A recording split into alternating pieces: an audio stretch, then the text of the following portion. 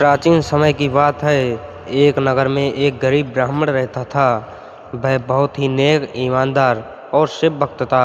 उसकी पत्नी भी बहुत संस्कारी और धर्मपरायण थी, लेकिन उनके कोई संतान नहीं थी।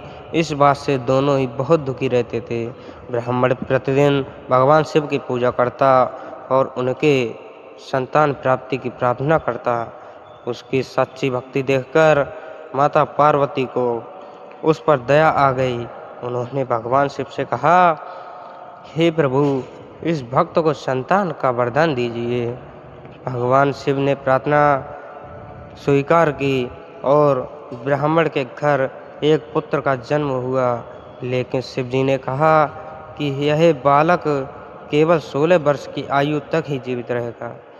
समय बीतता गया। जब पुत्र 11 वर्ष का हुआ, ब्राह्मण ने उसे पढ़ाई के लिए काशी भेजने का निर्णय किया। रास्ते में वे एक नगर में रुके जहां एक राजा की पुत्री का विवाह हो रहा था।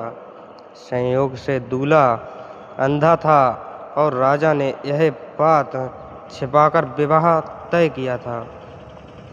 ब्राह्मण के पुत्र को यह बात पता चली तो उसने सच्चाई बता दी। राजा बहुत प्रसन्न हुआ और अपनी बेटी का विवाह उसी ब्राह्मण पुत्र से करा दिया। विवाह के बाद जब वह आगे बढ़े तो नियत समय आने पर उस युवक की मृत्यु होने लगी। उसी समय उसकी पत्नी ने सोमवार का व्रत किया और सच्चे मन से भगवान शिव की पूजा की। उसकी भक्ति से प्रसन्न होकर भगवान शिव प्रकट हुए और उस युवक को नया जीवन दान दिया।